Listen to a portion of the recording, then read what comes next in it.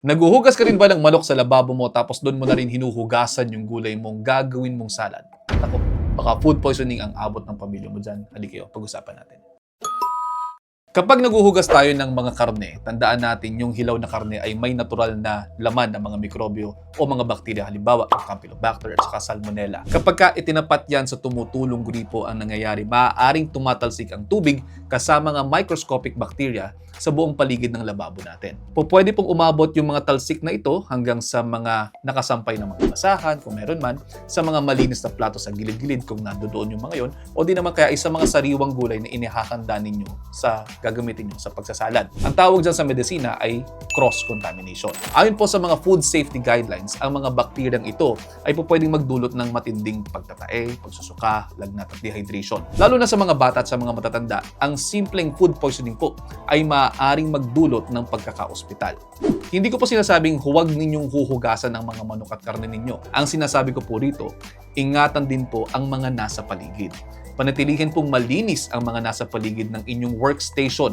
Pagkakatapos po ninyong mag-prepare po at maghugas ng inyong mga karne, siguraduhin yung malinis ang mga yan. Gayun din po, lutuin po sa tamang temperatura ang mga ito. Pangalawa, madalas po na pagkakamali rin ay ang paggamit ng iisang chopping board para sa lahat ng bagay. Kung naghiwa po kayo ng hilaw na isda o baboy o di naman kaya ay karne ng manok at pagkatapos ay pinunasan mo lamang ng basahan bago mo ginamit para maghiwa kayo ng sibuyas, kamatis o prutas na direkta po ninyong kakainin ng hilaw, direkta pong inilipat nyo lamang ang mikrobyo mula sa karne papunta sa tiyan ng pamilya ninyo. Ang best practice dito ay ang magkaroon ng color-coded o hiwa-hiwalay na chopping boards. Isang chopping board para sa raw meats at ibang chopping board po para sa mga ready-to-eat foods at gulay. Kung kahoy po ang gamit ninyo na chopping board para po sa mga karne, medyo po pwedeng mas delikado ito dahil nanunuot po yung mga katas nito sa mga maliliit na siwang ng kahoy na mahirap linisin kahit na sabunin pa ito ng maigi. Mas inirekomenda po ang mga non-porous na materyales para sa hilaw na karne dahil madali po itong masanitize.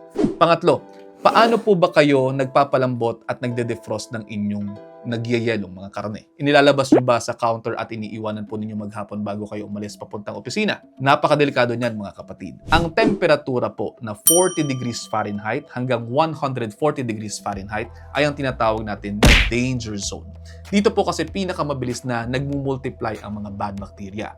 Kung iiwanan nyo lamang po sa labas ang karne, ang labas na bahagi po nito ay maaaring mabilis na mag-iinit at dadami po ang bakterya, habang ang nasa loob naman po ay matigas pa rin. Ang tamang pamaraan ng pag-thaw ay ang ibaba po yung karne mula po sa freezer, papunta po sa chiller or sa refrigerator overnight. Dahan-dahan po itong matutunaw at ligtas ang temperatura.